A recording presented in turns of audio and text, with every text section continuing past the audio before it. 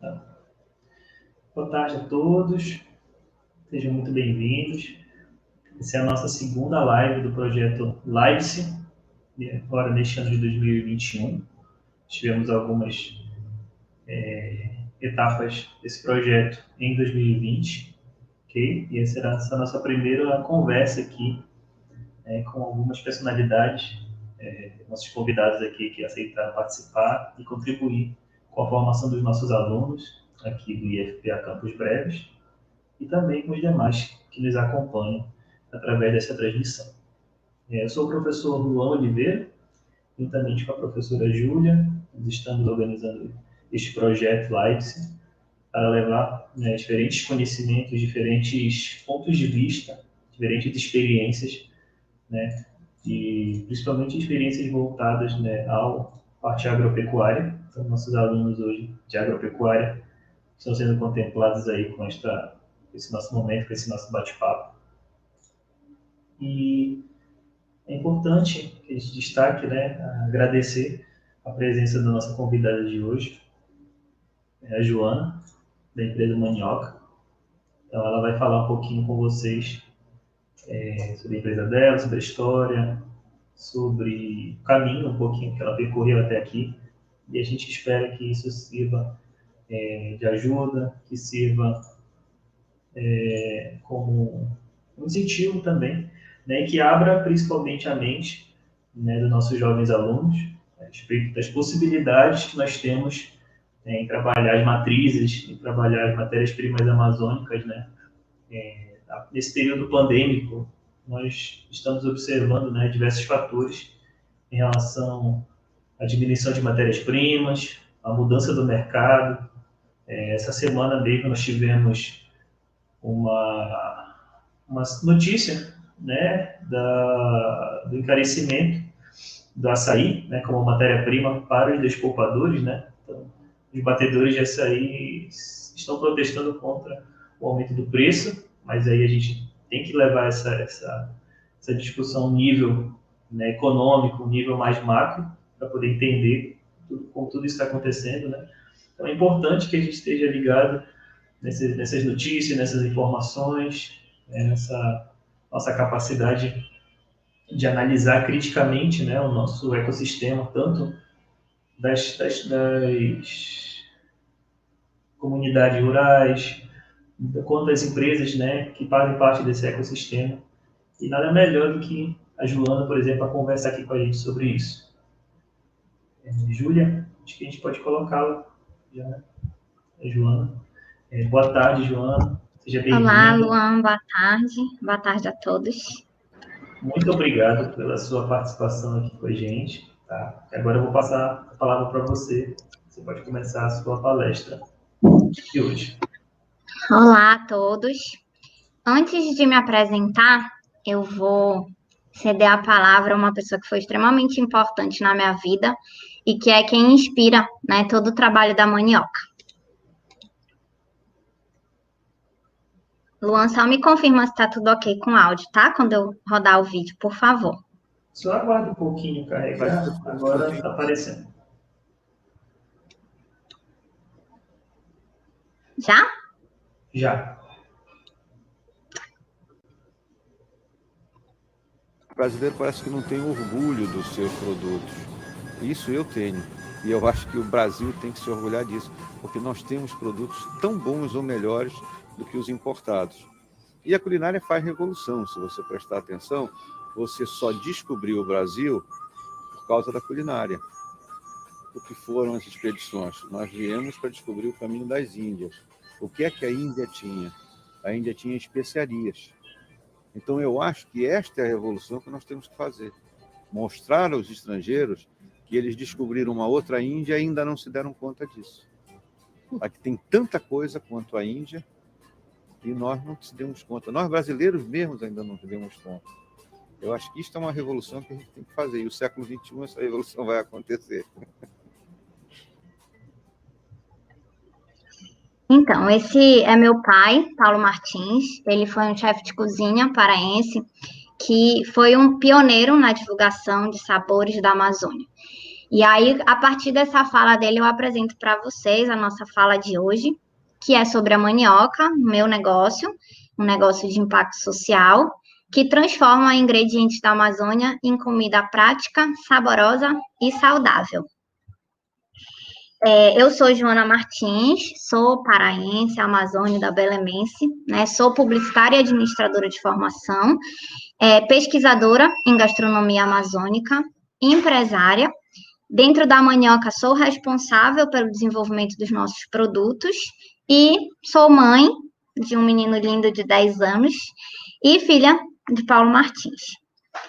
E aí, antes de falar sobre a mandioca, eu gosto sempre de fazer uma reflexão, né? A indústria da alimentação, que é o segmento onde a gente está, ou agroalimentar, né? Ela é muito focada na questão da produção e da produtividade, né? A gente é sempre muito pautado, questionado, incentivado a trabalhar a questão da produção e produtividade. Mas o alimento, ele não é só isso, né? O alimento, ele é cultura, ele é prazer e ele é experiência. E é pautado nisso que a gente faz o nosso trabalho. Especialmente quando a gente está na Amazônia, né? Onde a cultura, a experiência, o prazer são tão ricos. E por isso, a gente precisa entender um pouquinho o que é esse território. Né? Muitas vezes, apesar da gente estar na Amazônia, e até alguns paraenses nem se sentem na Amazônia, né? Talvez porque a gente está no limite dela com outros biomas brasileiros, mas nós fazemos parte da Amazônia, o estado do Pará é a Amazônia, e apesar de, em alguns momentos, alguns de nós sermos urbanos, ainda assim é a Amazônia, né? Então, bora conhecer um pouquinho essa Amazônia? A Amazônia, ela tem a maior bacia hidrográfica do mundo, né? Os nossos números amazônicos são números gigantescos, né? São 175 milhões de litros de água por segundo que essa bacia hidrográfica despeja no oceano. Nós temos a maior biomassa florestal do planeta. Nós temos uma área total, né? A floresta amazônica, não apenas no Brasil, né? Mas a floresta em todos os países que a compõem, ela é quase do tamanho da Austrália, maior do que toda a Europa Ocidental. Todos aqueles grandes países europeus que a gente reconhece, que a gente valoriza, como Inglaterra, França, Portugal, Espanha, Itália e vários outros, cabem dentro da nossa Amazônia, né? E ela é quase tão grande quanto os Estados Unidos, ou seja, não é um território pequeno, né? Além de tudo isso, tem mais de 200 espécies de árvore num único hectare. Isso, um único hectare, né? Cerca de 5 mil metros quadrados, contém mais de 200 espécies diferentes de árvore. Isso mostra a diversidade gigantesca que a gente tem na nossa floresta. Esse é um outro dado interessante que mostra ainda mais sobre essa biodiversidade, né? Dentro de uma única árvore podem ter 72 tipos diferentes de formiga, gente. Olha a riqueza que isso proporciona para a gente. Né? Nós temos 30 vezes mais espécies de peixe do que toda aquela Europa lá famosa, gigante, valorizada. Né? E além de tudo, né? Além de toda essa biodiversidade que o planeta nos deu, nós ainda temos 150 povos indígenas, além de quilombolas, seringueiros, ribeirinhos, urbanos, caboclos, ou seja, nós temos uma diversidade cultural muito grande na região. Né? E aí é a tal da sociobiodiversidade. É a forma como o homem interage com toda essa biodiversidade que a floresta nos dá. Ou seja, nós temos a possibilidade de desenvolver na Amazônia um trabalho tão rico quanto do Vale do Silício, só que um vale da biodiversidade. Nós estamos no ambiente mais propício para se trabalhar a sociobiodiversidade do planeta. E por que eu estou falando isso para vocês? Porque muitas vezes, e eu mesma, né, durante a minha trajetória de 40 anos de vida, em muitos desses momentos não via o valor de tudo isso, não via, não enxergava estar dentro de algo tão rico. E por isso não dava todo o valor. E olha que a minha família trabalha com gastronomia há mais tempo do que eu existo. Então, eu mais do que ninguém deveria enxergar, mas não enxergava. Foi preciso eu sair de Belém, morar em São Paulo, para, de longe, começar a enxergar todo esse valor. E o que é importante, a Amazônia não é uma só, né? Ela é diversa. A Amazônia paraense é diferente da Amazônia do Amazonas, que é diferente da Amazônia de Roraima, que é diferente do Acre. Ou seja, é um território gigantesco com uma diversidade muito grande, né? Só no nosso estado do Pará, a gente já tem uma diversidade muito grande, porque nós temos, como eu falei, nós estamos na fronteira do Pará, da Amazônia, então nós fazemos transição com a Caatinga, nós fazemos transição com o Cerrado, nós temos uma área de floresta amazônica densa, e nós temos também, e vocês estão nessa área, né, dos campos marajoaras, e temos também a área de litoral, né, de litoral atlântico, onde a gente tem incidência de água salobra. Isso faz com que a gente tenha uma biodiversidade ainda maior, porque além da Amazônia, que já é toda essa riqueza de diversidade, a gente ainda tem características específicas dessas áreas de transição e de regiões específicas dentro do nosso estado. E por que ainda a gente, até hoje, depois de 520 anos, né, dessa colonização brasileira, o Brasil ainda não foi descoberto nesse sentido, né? Se a gente ainda não entendeu todo esse potencial de Amazônia. A minha teoria é de que a gente foi catequizado, né? Como a própria história já diz. E essa catequização fez com que a gente, apesar de muita diversidade, biodiversidade, sociobiodiversidade, a gente não tivesse conseguido realizar inovação, né? A gente tem muita criatividade, tem muito insumo, tem uma diversidade grande, mas a gente não conseguiu transformar isso. A inovação é quando a gente transforma a criatividade em ação, e a gente não conseguiu fazer isso. E como a gente pode mudar essa realidade? Eu acho que essa é a grande pergunta. Mais do que se lamentar pelo que não fizemos, é entender como podemos fazer, né? Porque potencial a gente tem. A gente tem potencial para desenvolver produtos com ativos da floresta, e aí não só alimentícios, né, mas de vários outros âmbitos, perfumaria, cosméticos, fármacos, embalagem, que serve muito para a indústria do alimento, o artesanato, que serve muito para a indústria do alimento, né? A gente tem potencial de comercialização desses ativos, porque nem sempre quem desenvolve o ativo ou trabalha com esse insumo é quem comercializa, né? Além de consultoria em desenvolvimento de fornecedores, que é um grande gargalo da Amazônia, né? A cadeia produtiva desses insumos, ela precisa ser desenvolvida. Hoje, se eu quero trabalhar com esturaque, né? Esturaque é uma erva, coincidentemente a Natura começou a trabalhar com ele, ela começou a desenvolver essa cadeia produtiva, mas tem diversas outras comunidades que podem fornecer esse insumo para mim, mas que essa cadeia não está desenvolvida, esses fornecedores não estão prontos. Então, tem diversas áreas que nós temos potencial de crescimento. E eu quis trazer isso para vocês antes, né, da minha fala sobre a manioca, que é para mostrar onde a manioca está inserida. Ela não é só um negócio, só uma indústria, só uma ideia. Ela faz parte de todo esse potencial que pode e deve ser desenvolvido, e se for por nós, paraenses, amazônicas, melhor ainda. Né? O mundo começa a enxergar esse potencial, tem muita gente do Brasil e do mundo querendo vir para cá, querendo trabalhar com a gente, mas se a gente puder liderar esse processo, eu acredito que seja o ideal. E para que a gente consiga fazer isso, a gente precisa trabalhar com pesquisa aplicada, né? E por que isso? Porque muitas vezes a ciência no Brasil, ela não está conectada com o mercado, né? Então, existe muita coisa sendo desenvolvida na ciência, mas que a gente não consegue conectar com o mercado. E a gastronomia é um ótimo espaço para fazer isso. E por que eu falo isso? Porque a história da manioca vem da gastronomia.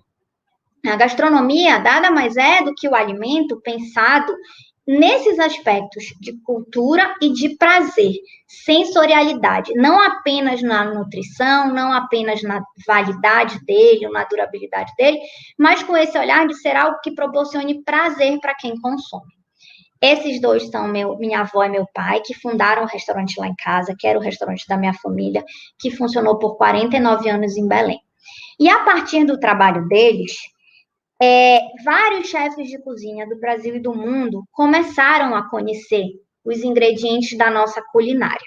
A nossa culinária é extremamente rica, variada, né? Não apenas de base indígena, mas sofreu várias influências ao longo do tempo, mas ela é totalmente desconhecida do resto do Brasil, ou quase totalmente, né? Porque agora com os programas de gastronomia até que já se fala mais sobre ela, mas é muito pouco acessível. Se você for em a maioria das capitais do Brasil, você não encontra pratos da nossa culinária ou ingredientes da nossa culinária para serem trabalhados e muito menos são consumidos constantemente pelos brasileiros.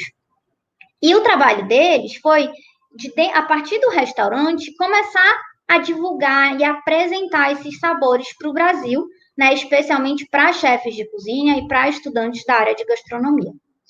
Ele apresentou esses sabores para diversos chefes que começaram a querer usar os nossos ingredientes na culinária deles. Aqui estão alguns deles, alguns são famosos, como o Claude, o Alex Atala, né, a Helena Rizzo, que agora é jurada do MasterChef, todos eles, e aqui tem a Mara Salles também.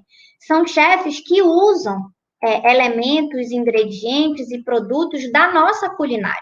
Né? Aqui a gente tem o tucupi, jambu, farinha d'água, farinha de tapioca, feijão, manteiguinha e vários outros, as nossas frutas, né? Algumas hoje das nossas essências. E esses chefes começaram a utilizar esses produtos. Mas não com o olhar de que esses produtos são remédio, né? Mas com o olhar de que esses produtos são gostosos. E eu acho que isso é um grande diferencial que a gente tem na nossa culinária, né? A gente trabalha com produtos que têm uma aceitação muito grande pelo consumidor final, e isso é extremamente importante para o mercado. E aí, quando a gente fala de pesquisa aplicada, esse é um trabalho, é um exemplo de um trabalho que nós fizemos no Instituto Paulo Martins, que é uma entidade sem fins lucrativos que atualmente está com as atividades suspensas, mas que ela fomentou muito a educação, né, e o desenvolvimento desse elo entre o conhecimento, o aprofundamento do conhecimento da nossa alimentação, com o viés cultural, com o olhar gastronômico, mas também conectado com o mercado, né? Como que a gente transforma isso? E a mandioca é um grande exemplo da riqueza, né? Com toda essa biodiversidade, só a mandioca, olha a quantidade de produtos que a gente consegue tirar dela, né? Isso é um diagrama onde a gente mapeou diversos dos produtos feitos a partir da mandioca. Se a gente só tivesse a mandioca na Amazônia, já era produto pra caramba para ser trabalhado. Agora, imagina que além dela tem muito mais, né? E muito, por exemplo, do trabalho da mandioca, que hoje a mandioca se dedica, né, vem exatamente de aprender sobre o conhecimento tradicional já desenvolvido, porque todos esses produtos aqui são produtos tradicionais que foram desenvolvidos durante séculos na região, né? E o nosso trabalho hoje é só aprimorar e mecanizar esse processo, sempre pautado no sabor, né? Entendendo que são produtos que precisam, acima de tudo, ter um valor de mercado, serem colocados no mercado, mas guardarem as suas características originais. A gente trabalha, né, e isso mostra como os chefes de cozinha têm interesse, né, a gente já tem cliente hoje em Paris, tem cliente hoje nos Estados Unidos, então isso mostra o desenvolvimento, né, que a nossa culinária tem tido e o interesse. Olha, esse é um prato que é um foie gras, que é um fígado de pato, né, que é muito famoso, uma iguaria francesa, e aquele está servido com tucupi e farinha d'água, né, num restaurante de alta gastronomia da França. Ou seja, existe um interesse muito grande pelos nossos sabores. E quando a gente entende que dá para aliar a tecnologia à tradição, a gente tem um caso como esse do tucupi. A mandioca... Oi? Desculpa te interromper, é só para te sugerir, para te colocar, ocultar essa barrinha que aí de repente tá atrapalhando. Tá ótimo. Tá legal. A mandioca foi a primeira empresa no mundo, né? Porque o tucupi é amazônico, então não tem em outros lugares, a conseguir fazer um tucupi que dura 1 ano. Isso de forma totalmente natural, sem nenhuma adição de corantes, conservantes ou ingredientes diferentes daqueles tradicionais. O nosso tucupi ele é feito do caldo fermentado da mandioca amarela, alfavaca, chicória, alho e sal, e apenas isso. E como a gente conseguiu fazer isso? A gente conseguiu porque nós estudamos muito o processo tradicional, entendemos a necessidade do consumidor, porque quando a gente quer um tucupi para consumir em Belém ou na nossa localidade, no caso de vocês de Breves, é muito. A gente faz o tucupi hoje, amanhã a gente consome, ou daqui no máximo 10 dias. Então, a necessidade de durabilidade dele é muito pequena. Mas quando a gente fala em vender o produto para o mercado nacional ou para o mercado internacional, como a gente já faz, a gente precisa de um produto que tenha uma durabilidade maior. E aí, aliando a esse conhecimento tradicional as tecnologias existentes da indústria de alimentos, a gente conseguiu transformar esse produto num produto que guarda todas as suas características e dura um ano. Isso é um grande feito? É impossível fazer muitos outros? Não. É difícil? Talvez um pouco, mas vale a pena, né? Porque assim a gente consegue gerar desenvolvimento local e fazer com que o mundo conheça aquilo que é nosso, né? Aquilo que é culturalmente nosso. Assim como o japonês um dia já fez com a gente e faz hoje a gente consumir shoyu. O nosso sonho na Manioca é fazer com que o mundo conheça e tenha acesso ao tucupi, consuma tucupi da mesma forma que o Japão fez a gente consumir shoyu. E aí, não por acaso, né? Aqui eu trago um exemplo que é o do tucupi preto. O tucupi preto é um produto que hoje ele é comparado ao shoyu, mas na verdade ele é um produto extremamente tradicional que ninguém mais conhecia, né? Na Amazônia, você fala de tucupi preto, muita gente inclusive acusa a gente de colocar corante no tucupi amarelo, quando na verdade o que a gente fez foi identificar pessoas que sabiam fazer esse produto tradicional que ninguém mais conhecia, que é esse tucupi preto concentrado aqui, que até hoje é feito por uma produtora tradicional do município de Santa Bárbara do Pará, e a gente desenvolveu um produto a partir desse concentrado, que é o molho de tucupi preto, que se assemelha ao shoyu, que pode substituir o shoyu, mas que é feito 100% de mandioca, água e sal. Isso mostra como, quando a gente conhece a tradição, a gente valoriza a tradição, a gente consegue adaptá-la ao mercado com inovação, mas ao mesmo tempo valorizando aquilo que é nosso e é culturalmente nosso. Um outro exemplo de produto da Manioca é a granola. Né? A granola é um produto que o mundo todo consome, de cereais, né? A intenção é que ele seja rico em fibras. E o que a gente fez para agregar valor à nossa tão famosa farinha de tapioca? A gente transformou ela numa granola, juntando a ela outros elementos, outros ingredientes, não apenas amazônicos, porque ela tem flocos de milho, ela tem aveia, ela tem linhaça, mas também a castanha do Pará, o nibs de cacau, cupuaçu e cumaru. Então, isso é para mostrar para vocês que é possível a gente, primeiro, ter indústrias no nosso estado, né, que gerem um desenvolvimento controlado, que valorizem a nossa cultura e a diversidade que nós temos na região e que, ao mesmo tempo, respeite o ritmo da floresta. Né? Esse é o modelo de negócio da Manioca, que, para quem está de fora, chama de negócio de impacto socioambiental. É um negócio que, ao mesmo tempo que ele se preocupa com o resultado financeiro, ele também causa impacto positivo social e ambientalmente. A gente faz isso a partir da floresta em pé, né? A gente valoriza aquilo que a floresta nos dá.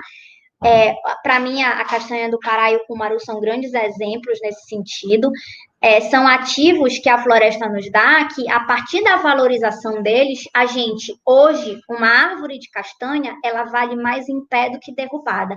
Antigamente, quando a gente não dava valor para a castanha do Pará, ou para o cumaru, que também é uma semente, as árvores valiam mais derrubadas, porque a madeira tinha um valor comercial muito maior do que o alimento que dá na árvore.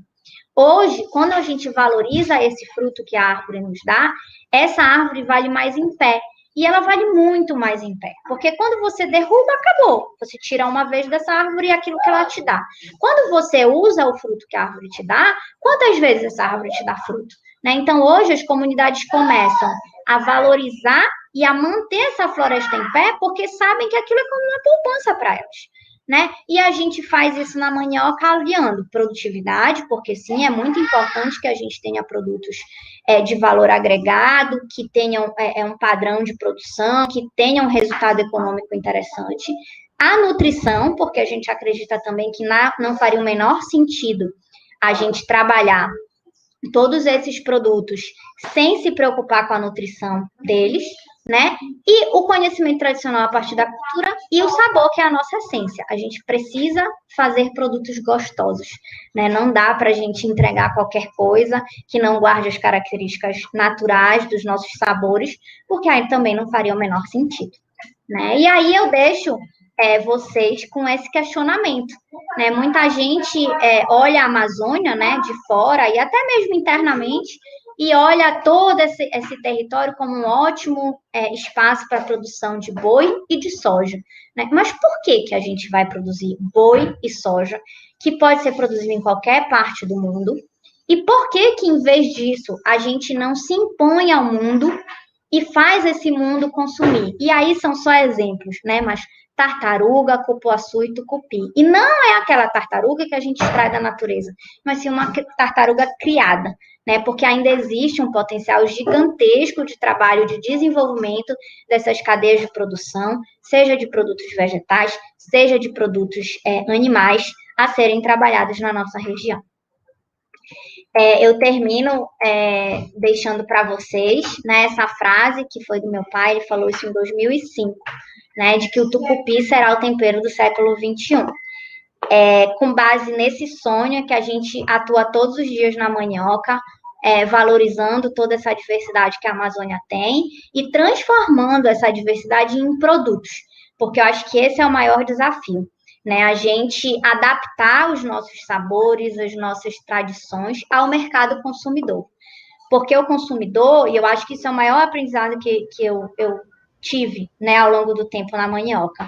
O consumidor, ele demanda, ele tem hábitos de consumo e que a gente precisa muitas vezes adaptar as coisas a esse hábito de consumo desses consumidores, não apenas impor o nosso hábito de consumo. E é isso que a gente vem fazendo na mandioca com esses produtos que eu falei para vocês e com vários outros. Eu fico à disposição para tirar dúvidas, professor Luan, se você quiser fazer mais perguntas, né? Eu acabei trazendo um panorama até muito mais inspiracional do que dando detalhes do negócio mandioca, mas eu acho que às vezes é mais importante, né? A gente começar sonhando para depois entender como realizá-lo na prática. E se a gente não sonha, às vezes, muitas vezes, a gente não segue o caminho ideal na prática. Por isso, eu quis trazer esse enfoque hoje. Mas se vocês tiverem dúvidas mais operacionais, eu estou à disposição para responder. Joana, muito obrigado, né, pela tua participação.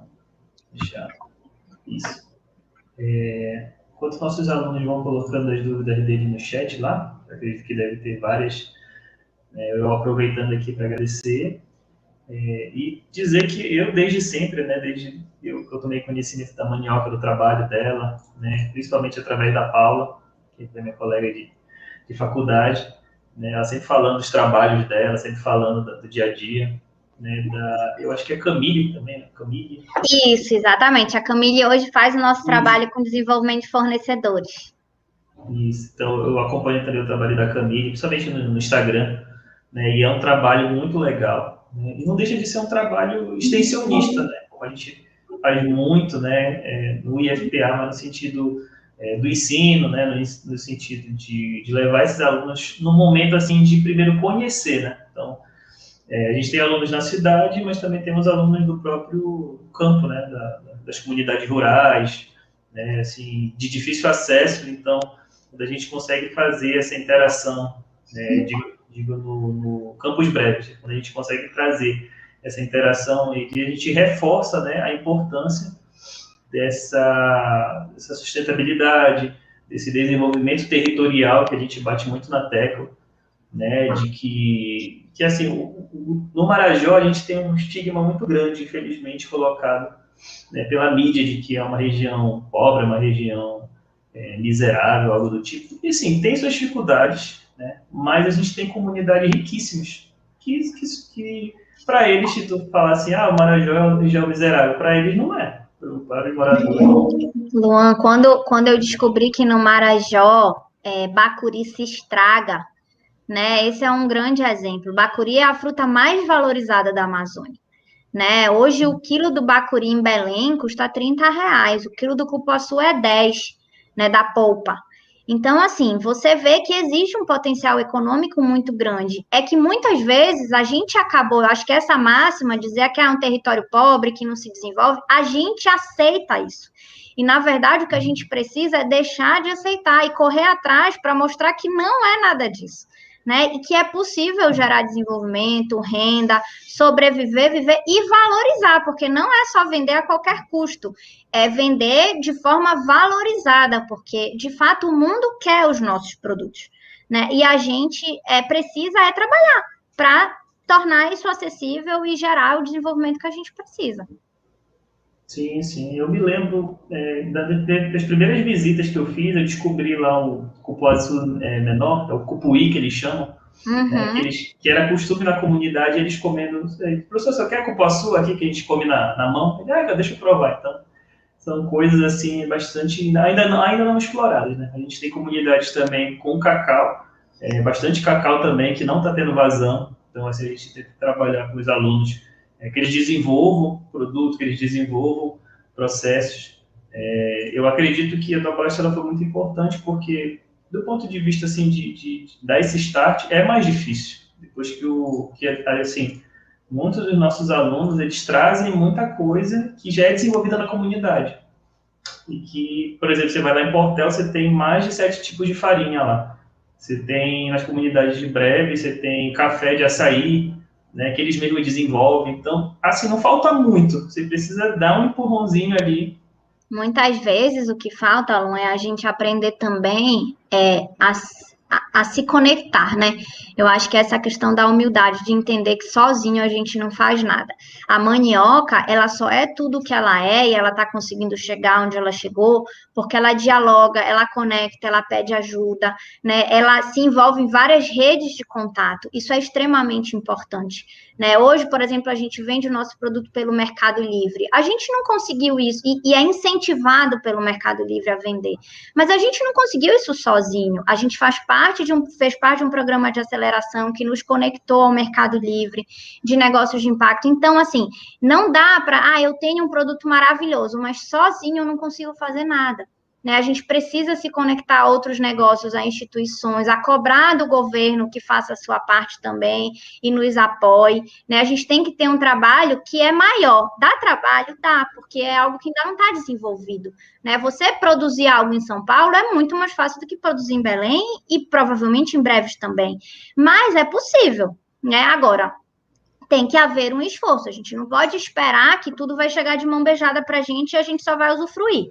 Né? Então, a gente tem que ter essa atitude mais proativa de correr atrás daquilo que a gente acredita. Né? Eu estou na 3ª geração correndo atrás. Né? Não é de hoje também que tudo isso começou. Mas a gente precisa começar. Minha avó começou lá atrás, né? E agora a gente colhe frutos, mas continua se esforçando também. Não apenas aproveita, né? Porque nada vem de graça. Então, acho que isso é um ponto. E essa questão da conexão, né? Procurar as instituições, às vezes não dá certo, mas a gente não pode desistir, tem que ser persistente, né? E quando a gente acredita e sabe e valoriza aquilo que a gente tem, se torna mais fácil. Mas nem sempre é fácil. É verdade. A gente tem barreiras, assim...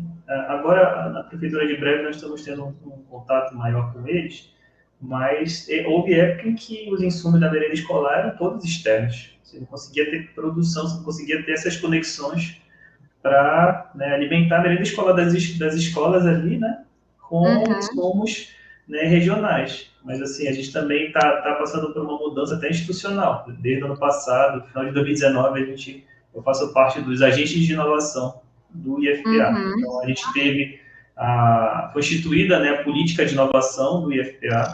Com isso, né, seus agentes, os trâmites, né, agora, em 2020, nós passamos, apesar da pandemia, né, nós conseguimos avançar muito em relação a essa implementação, né, desenvolvimento de produtos, registro, propriedade intelectual, né, e voltado mesmo para a comunidade, para esse apoio, né, de que se torne algo tanto para o aluno quanto para as comunidades envolvidas. Isso, para que ela já esteja tudo pronto, sistematizado, para qualquer comunidade que chegue em qualquer campo do IFPA hoje, você tem tudo pronto. Eu tenho um produto que eu quero registrar, tá aqui, ó, esse é o caminho. Eu tenho um professor, encaminha essa demanda para aquele professor. Então, acho que é um avanço muito grande nesse sentido.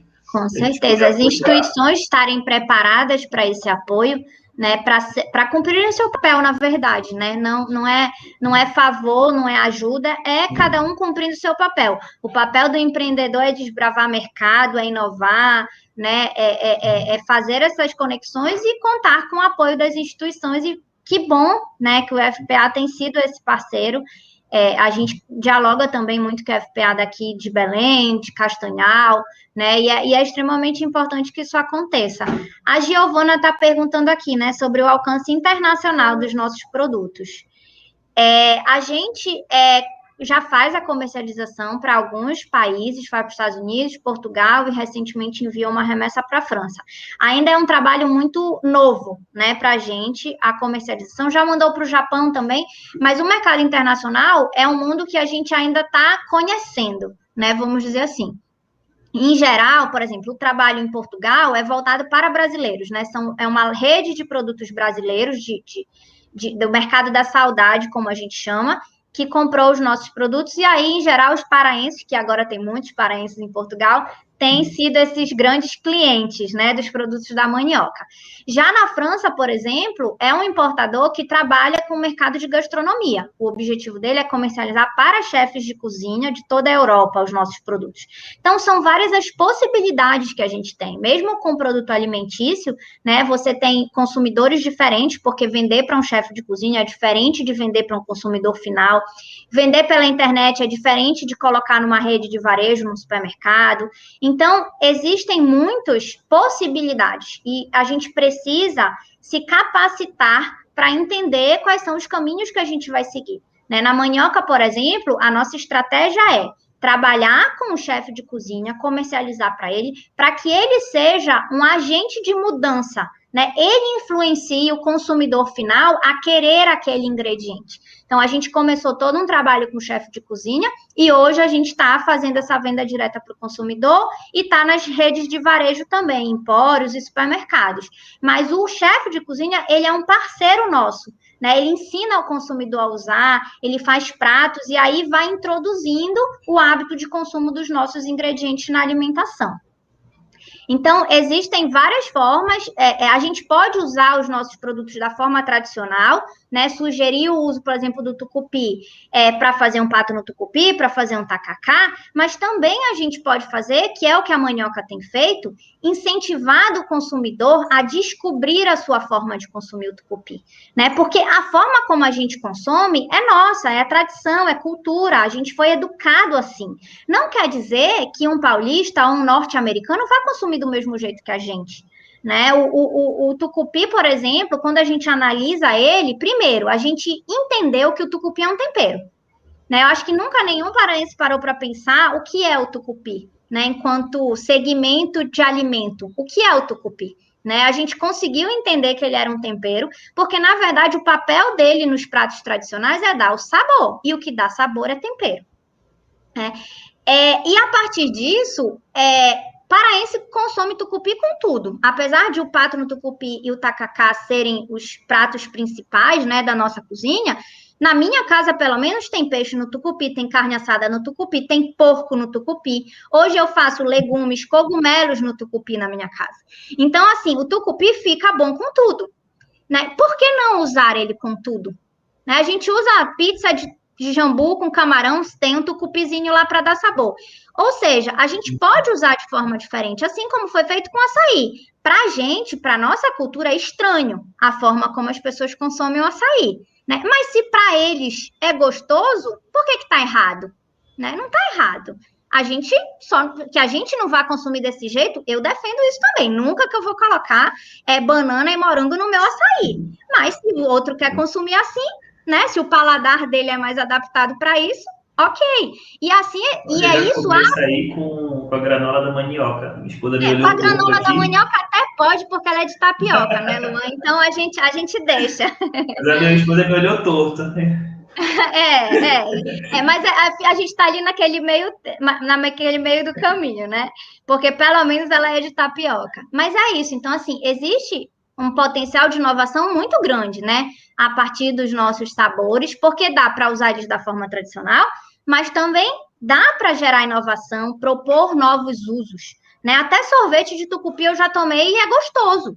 Então, assim, se a gente se desprender, né, daquela coisa muito tradicional, agora, até para se desprender, a gente precisa conhecer a tradição, porque senão a gente pode ser agressivo, a gente pode ser desrespeitoso com a tradição, e não é esse o nosso objetivo, né? A gente quer fazer um trabalho onde a gente consiga andar junto com a tradição e com a inovação. Entendi. Tem mais uma pergunta. No caso do tucupi preto, você teria como descrever o sabor? Então, o tucupi preto, ele tem muita gente que ele tem um sabor umami, né, que é como o sabor do tucupi, que é aquele coisa de você sentir o doce, o ácido, o sal e um certo amargor. Ele traz um pouquinho de defumado também, porque a base dele é feita na lenha, né, então ele guarda aquele coisa de fumaça, mas ele não tem aquele toque de ervas que o tucupi amarelo tem, porque ele não leva tempero algum, ele não leva alfavaca, chicória, não leva alho e nem sal. Na verdade, o molho de tucupi preto a gente coloca sal, mas a origem não. Toda a potência de sabor que ele tem é da mandioca, né? É do tucupi reduzido. Quando a gente reduz o tucupi, ele, além dessa coisa do defumado que a lenha traz, ele carameliza.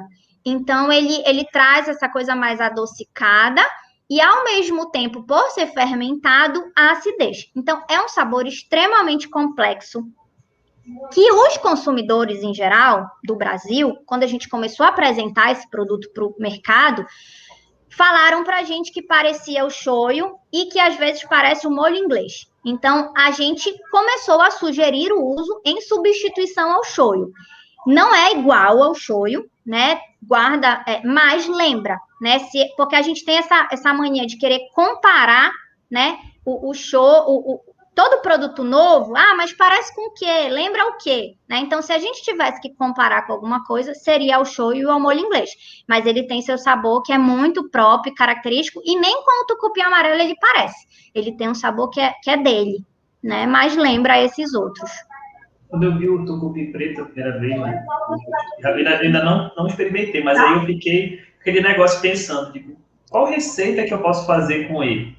Aí fica justamente aquilo que tu falou, né? A introdução de um chefe, por exemplo, que tem domínio, que tem conhecimento em cima disso, ele facilita muito a aproximação desse consumidor. Exatamente. Se vocês acompanharem a gente nas redes sociais, hoje, a maior parte do nosso trabalho é ensinando a usar os nossos produtos, né? Fazendo receitas, mostrando como os chefes de cozinha usam, ou até mesmo a gente chegou a construir uma cozinha estúdio na Mandioca, até normalmente eu faço as lives de lá, que hoje eu estou em casa, que eu vou viajar daqui a pouco, então estou numa correria, mas a gente construiu uma cozinha estúdio, que é um ambiente para poder fazer esse trabalho de divulgação, né, tanto do produto em si, quanto de formas de consumi-lo, porque a grande dúvida é essa, né, tudo bem, eu estou interessada, eu quero usar, mas e aí como eu uso? Né? Então, a gente tem receitas no nosso site, faz parcerias com influenciadores para poder apresentar as formas de uso desse produto para o mercado. Isso mostra, assim, que não é apenas ter o produto, né, o ter o produto já é um trabalho, porque a gente tem que desenvolver a cadeia produtiva. Agora mesmo, por exemplo, a gente está começando um projeto para incentivar a produção de mandioca no sistema agroflorestal, para que toda a mandioca que a gente use na mandioca venha de um sistema agroflorestal exatamente com o intuito de não causar dano ambiental, né? Porque também não adianta nada a gente substituir a soja pela mandioca, né? E ela ser nociva para a floresta. Então, a gente tem esse olhar da preocupação ambiental.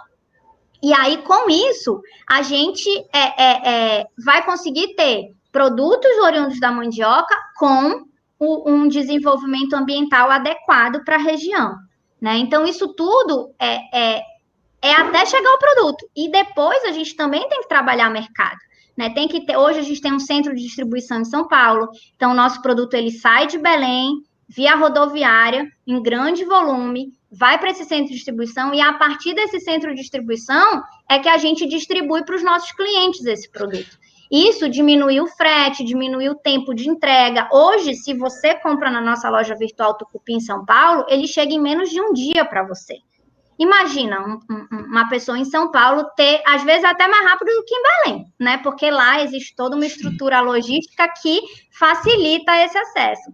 Então, são várias coisas que ao longo a gente foi fundado em 2014, né? Então, que ao longo da nossa existência, a gente foi desenvolvendo, aprendendo, e eu reforço para vocês, a maioria em rede, né, participando de conexões com outras empresas, com outros projetos, com universidades, com órgãos públicos. Então, isso é muito importante. A gente entender que a gente não faz nada sozinho, né, que a gente precisa estar conectado e buscando o apoio desses outros setores, dessas outras instituições, para poder se desenvolver mais. Tem mais uma pergunta da Eliane aí. O Bacuri tem um estudo em desenvolvimento enquanto a sua utilização? Ela está esperando novos produtos de Bacuri aí. Então, na verdade, eu acho que o grande gargalo do uso do Bacuri é a produção. Né? Hoje, a gente tem uma empresa que é referência na produção de produtos a partir do Bacuri, que é a Ozaki, é uma empresa que produz geleias, frutas desidratadas e licor. Ela fica em Augusto Correia, próximo a Bragança. É a Fazenda Bacuri. Quem quiser mais informações, procure elas.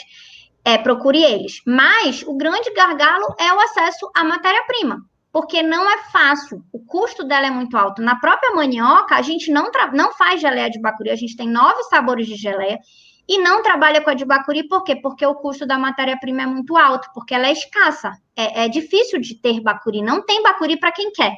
Né? E aí, quando a gente vê que existe toda uma região no Marajó, onde o Bacuri se estraga, é que a gente percebe que o que falta é realizar essas conexões, né? Porque existem comunidades que têm muito Bacuri e que não estão recebendo, né? Não estão usando isso para gerar renda, né? Quando isso podia ser feito. Então, é isso, a gente tem oportunidade, só que muitas vezes, e aí, eu não sei se é uma visão muito urbana, mas eu vejo até mesmo em Belém, né? Muita gente reclamando, mas por que tal coisa não acontece? Porque o fulano não faz tal coisa? Porque o governo isso? Porque a prefeitura aquilo? A gente não pode esperar, gente. A gente tem que fazer, a gente tem que correr atrás. Eu acho que se tem uma coisa que a mandioca, a gente parou de reclamar, né? E começou a procurar solução, né? Porque enquanto a gente fica só reclamando, a gente não consegue fazer nada. É verdade. O mesmo exemplo que eu te dou nessa linha do cacau, né? A gente tem essas comunidades de produtores que também estragam o cacau. Tipo, eles chegam com a gente com barra para a gente de quase 100% de cacau. E o pessoal no centro urbano de prédios, comprando, por exemplo, em franquia, né? Tá pagando R$20 menos de 50 gramas no cacau. Então, exatamente. E esse chocolate veio de outra região, veio de São Paulo, né? Então, ali, a gente busca caminhos, né, para viabilizar isso. Exatamente. Então, às vezes, os próprios produtores, eles conseguem se organizar, mas vai até certo ponto. Né? Então, como tu falaste, o trabalho em rede, eu diria que é essencial para qualquer desenvolvimento, né, sustentável, social, né, que a gente possa conversar e, de fato, né, levar essa biodiversidade da Amazônia em pé, né? Porque exatamente. Não está fácil, porque a gente recebe notícias dessa semana do açaí, hoje eu recebi notícia da castanha do Pará, que a gente está com um problema sério, né, na diminuição de área de floresta. Então, temos que buscar força, senão esse produtor não vai conseguir ter renda, né? Exatamente. Assim, a gente tem todo o potencial na mão, que falta talvez é encontrar essas formas de realizar esse diálogo, né, de fazer essas conexões e de valorizar a ponta também, né? Porque muitas vezes, quando a gente não tem parceiros que falam a nossa língua, eles podem explorar, e não é o que a gente quer, né? A gente quer parceiros e não exploradores. Então, isso também é super importante de se colocar. A Eliane colocou mais um comentário. Perspectiva muito focada no público-alvo para adentrar em outros locais. No caso do chefe de cozinha. E a Jaiane colocou: sábado passado vi uma reportagem que continha pato no tucupi na pizza. Exatamente. A criatividade na cozinha, ela é livre, né? Tem coisas que ficam boas, tem coisas que nem tanto, e às vezes o que é bom para mim não é bom para você, e é bom para você e não é bom para mim. Então, a gente precisa entender qual é o interesse do nosso consumidor. Eu acho que isso é o principal, né? E atender e apresentar produtos novos, porque o cliente sempre quer novidade, né? Ele pode até gostar muito de comer algumas coisas sempre, mas uma novidade de vez em quando também é sempre bom. A Júlia colocou também, apaixonada pela geleia de cacau com água. Ai, que bom, Júlia. Eu ia te perguntar também, agora uma dúvida pessoal, tu sabes que em Santarém, no oeste do Pará, eles têm o costume de adocicar um pouco o tucupi. Sim. Você encontra, não te pediram para fazer uma versão do tucupi doce para eles? Na verdade, não, Luan. A gente, assim, primeiro que dá para fazer até sem colocar açúcar, né? Porque a questão da acidez do tucupi é só o tempo de fermentação. O caldo que é extraído da mandioca, ele é bem docinho. Então, se você fermentar pouco, ele se mantém adocicado. O nosso produto da mandioca, ele não é extremamente ácido. Por quê? A gente vende para o mercado nacional e para o mercado nacional a gente precisa adaptar um pouco esse paladar. Mas dá para fazer tanto tucupi doce quanto ácido totalmente natural. Ainda ninguém nos pediu tucupi doce. Mas pode ser, quem sabe, um dia a gente não lance o tucupi doce, né? E tenha o tucupi mais ácido. Tudo é possível quando a gente entende o produto que a gente desenvolve, que a gente trabalha, né? E, de alguma forma, está aberto a se adequar ao que o consumidor quer. Se a gente entender que um determinado país vai preferir o tucupi adocicado, por que não vender ele adocicado? Né? A gente precisa romper algumas barreiras, alguns preconceitos que a gente tem. E na própria Amazônia a gente tem essas diferenças, né? Então, é super importante a gente estar aberto a ouvir, a entender o cliente, o consumidor, e tentar chegar naquilo que é bom para ele e que é bom para a gente. Entendi, João. Então, acredito que a gente conseguiu responder aqui todas as perguntas, né? Então, no nosso horário, a gente agradece muito a sua participação aqui no nosso projeto. Tá? Eu, a professora Júlia, nós somos fãs dessa empresa, né? E a gente espera, né, desejar todo o sucesso do mundo aí para você. E aí agora você pode fazer suas palavrinhas finais aí. Eu agradeço o espaço, né? Fico à disposição, caso a partir dessa apresentação surjam dúvidas, né? Os alunos tenham interesse em conhecer um pouco mais da Manioca, eu fico à disposição para receber e-mails. Se tiver alguém que queira nos visitar, esse período agora da pandemia está mais difícil, mas a gente também é aberto a receber visitas, né? Para que as pessoas conheçam a nossa unidade de produção. O que a gente mais quer, e por isso eu estou aqui hoje, né, é incentivar e fazer com que a gente perceba o valor que nossos sabores, que a floresta tem, né, e trabalhe com isso. Em vez da gente pensar, eu sou de Breves, eu quero ir para Belém, porque em Breves eu não tenho oportunidade, não vamos criar oportunidade no nosso território para gerar esse desenvolvimento a partir da floresta. E se a Manioca puder ajudar de alguma forma nisso, a gente está à disposição. Aí perguntaram agora o endereço da Manioca em Belém.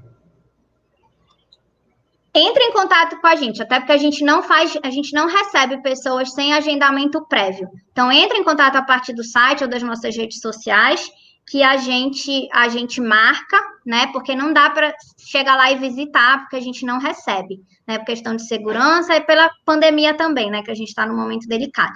Mas é só marcar com a gente que a gente recebe.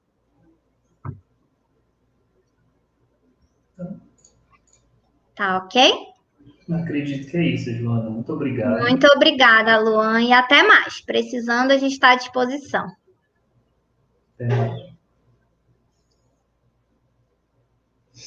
Gente, estamos fazendo o nosso encerramento aqui. A nossa convidada de hoje foi a Joana Martins, CEO da Manioca, e falou um pouquinho com a gente sobre esses produtos, sobre essa história, sobre esse trabalho com as comunidades. E a gente continua à disposição, tá? Para dúvidas, vocês podem encaminhar e-mail para mim. Vai ficar disponível aqui no chat as informações dos e-mails da Manioca, site dele, formas de entrar em contato, de comprar os produtos para vocês experimentarem, tá bom? Certo? Então, muito obrigado. E até o nosso próximo encontro.